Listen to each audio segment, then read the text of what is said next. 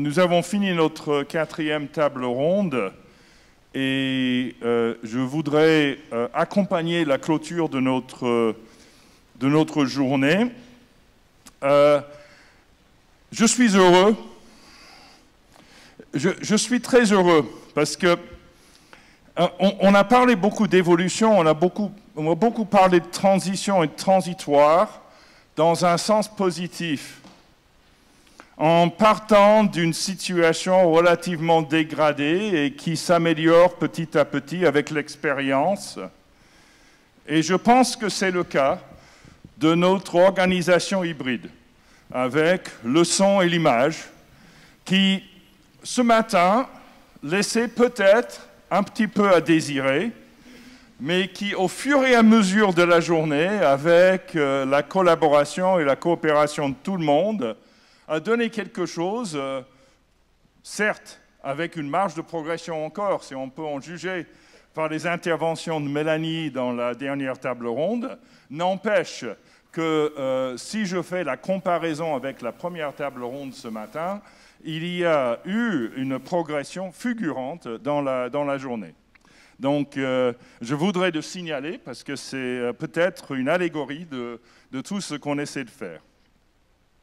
Alors, je dois, avant toute chose, dans mes remarques de clôture, vous présenter des excuses de notre ministre de l'Enseignement supérieur, de la Recherche et de l'Innovation, qui avait prévu d'intervenir et, figurez-vous, pour des raisons techniques, n'a pas pu livrer sa contribution à distance.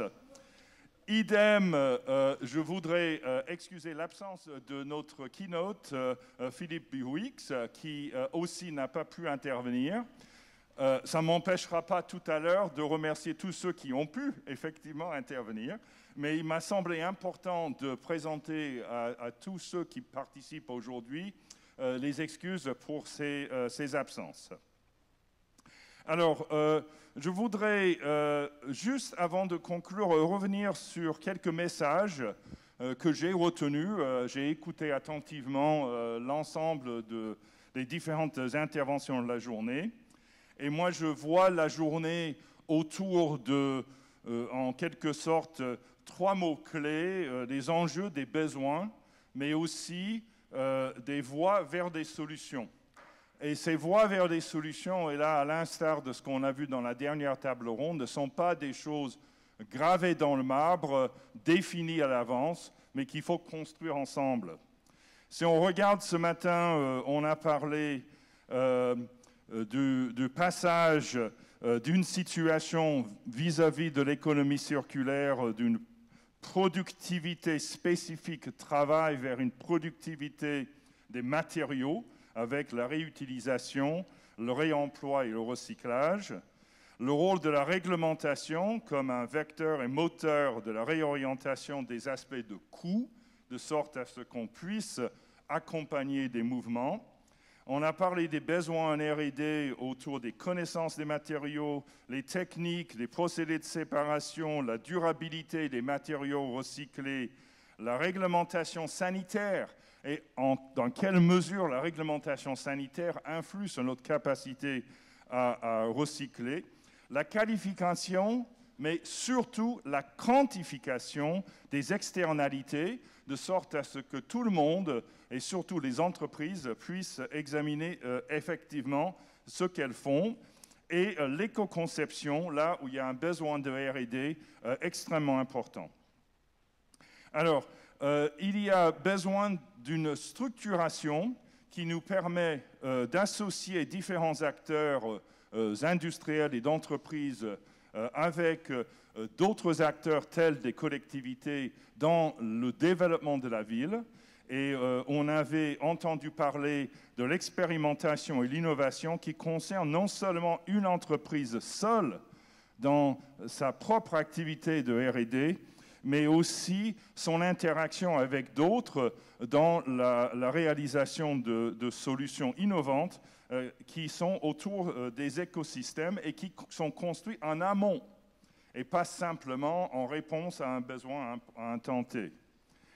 Nous avons parlé de raccourcir dans ce contexte-là l'espace-temps, la possibilité de ne pas travailler uniquement séquentiel sur les développements, mais aussi en parallèle entre différents acteurs.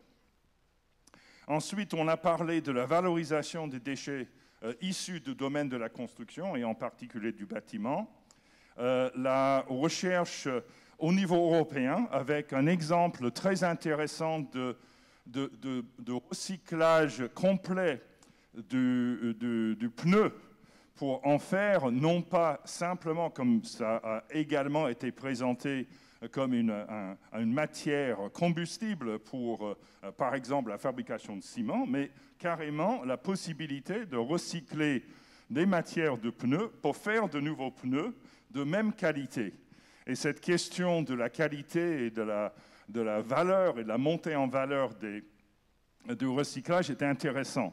On a parlé à ce titre du géosourcing, de la notion de réutilisation des choses qui sont aujourd'hui dans la réglementation classifiées comme des déchets. Et l'issue de cette sortie, en fait, du statut de déchet, qui pose non seulement des questions techniques, mais aussi des questions réglementaires et normatives. On a parlé de nouvelles chaînes de valeur dans ce contexte-là, comme dans d'autres contextes. On a parlé de l'expérimentation dans les territoires, de démonstrateurs, et ça c'est aussi quelque chose qui m'a frappé dans ce qu'on a parlé des do tanks, avec l'association Agir, de dire on va faire un démonstrateur. Mais une fois qu'on a fait un démonstrateur, ça veut dire qu'on a pu le faire une fois. Et donc, ce qui compte vraiment, c'est la réplication et la possibilité de le faire une deuxième fois. Et très souvent, la deuxième fois, c'est un peu moins facile parce qu'on commence à se dire comment on va répliquer cela, l'étendre, le développer. Et ça, sur des territoires. Et c'est aussi un thème qui est revenu très, très fréquemment, le caractère local, et on l'avait vu aussi sur les questions de géosourcing avec l'entreprise Géocycle, sur le fait que les matières pour la construction sont des matières qui sont locales. Donc il va falloir regarder ces cycles à des échelles locales. Nous avons parlé aussi de l'analyse de tout ça, la cartographie, l'analyse et l'évaluation de solutions avec l'approche B-Circle qui a été présentée dans une des tables rondes. Et quelque chose que moi je trouve absolument passionnant, c'est le seul moment où j'ai posé une question, c'était sur la comptabilité, parce qu'on se dit que comment on va tenir compte de ces évolutions, et notamment avec les impacts des entreprises et d'autres activités sur le socio-écosystème, hein, comment ça marche tout ça et comment on le comptabilise. On a terminé dans une partie sur la recherche partenariale à grande diversité d'acteurs et d'experts, avec des enjeux complexes, des compétences diverses, le rôle à la fois des entrepreneurs sociaux et d'autres acteurs autour d'un objet, un projet. Comment on peut faire? Et je trouvais très intéressant cette notion de temps et de mouvement dans le temps. On a parlé d'urbanisme et on a parlé de l'urbanisme dans la journée en se disant comment on peut aller de la situation aujourd'hui à une autre situation, avec l'idée de quelque chose avec une certaine permanence malgré tout. Et je trouvais l'intervention sur l'urbanisme transitoire très intéressante de ce point de vue-là, comme une vraie opportunité pour tester différentes solutions et différentes approches. Nous avons enfin parlé de quelque chose qui était autour de toute l'organisation de notre colloque aujourd'hui, entre les interactions très fortes entre la science, la technique et l'humain. Et je trouvais qu'avoir ces mots, science, technique, humain et les interactions, comme en quelque sorte les dernières interventions de notre colloque, donnent sens à tout ce que nous avons dit, avec la diversité des situations, la diversité des projets, la diversité des objets et la diversité des acteurs. Et il me semble que c'est cela ce qu'on essaie de faire aussi avec le groupe de travail à l'ANRT. Nous allons poursuivre, bien sûr, avec notre groupe de travail transition écologique à l'ANRT l'année prochaine. Je vous ai signalé, pour ceux qui s'intéressent, je vous rappelle, je dis ce matin, les 2 initiatives européennes qui ont été citées aussi sur la ville et sur la transition urbaine. Je voudrais donc me remercier pour ma tolérance à quelques secousses quand même ce matin. Hein, voilà. Je voudrais aussi vous remercier les participants qui ont décidé de rester. Hein. Je trouve ça admirable de votre part, en tout cas ceux qui sont dans la salle.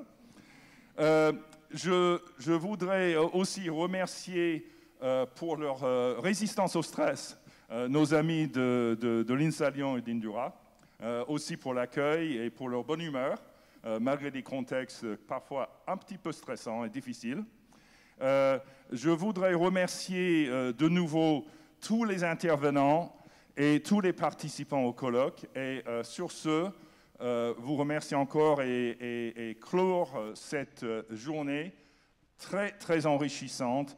Et je vous souhaite à toutes et à tous un bon retour chez vous, où que ce soit.